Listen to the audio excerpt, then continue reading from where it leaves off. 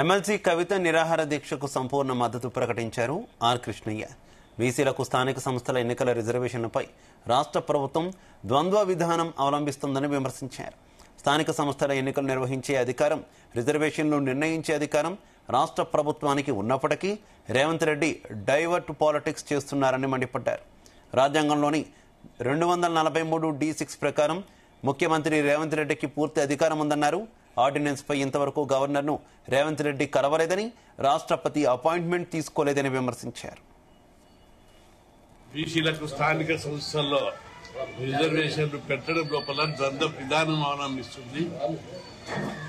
స్థానిక సంస్థల ఎన్నికలు నిర్వహించే అధికారము, రిజర్వేషన్లు నిర్ణయించే అధికారము రాజ్యాంగం ప్రకారం 243(d)(6) ప్రకారం రాష్ట్ర ప్రభుత్వానికి పూర్తి అధికారం ఉంది. కానీ ముఖ్యమంత్రి రేవంత్ రెడ్డి గారు దీన్ని డైవర్ట్ చేయడానికి నానా విధాల కొత్త డైవర్షన్ పాలిటిక్స్ ఆడుతున్నాడు.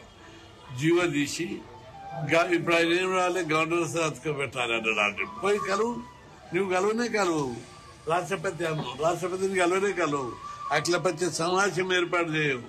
కేవలం ప్రతిపక్షాల మీద, బీజేపీ మీద, ఇతర నాయకుల మీద బురద జల్లడమే పనిపెట్టి తప్పించుకోవడానికి చూస్తున్నావు. ఆ వైఖరి మానుకో. నిజంగా బీసీలకు 42% పెంచాలంటే పెద్ద ఎత్తున నువ్వు దానికి తగ్గట్టు కార్యాచరణ రూపొందిస్తావు. గురుకుల పాఠశాలలు ఫీజు రియంబర్స్మెంట్ దేశంలో ఎక్కడ లేదు, మన రాష్ట్రంలోనే ఉంది. అది మన పోరాట ఫలితంగా వచ్చింది. కాబట్టి బీసీ ఉద్యమం అంచెలంచెలే ఈ స్థాయికి వచ్చింది. మరి కవితమ్మ చేసే ఉద్యమం బీసీ ఉద్యమానికి మరింత ప్రోత్సాహాన్ని, బలాన్ని చేకూరుస్తుంది. అందులో సందేహం లేదు. ఆమెను మేము మనసారా అభినందిస్తున్నాం.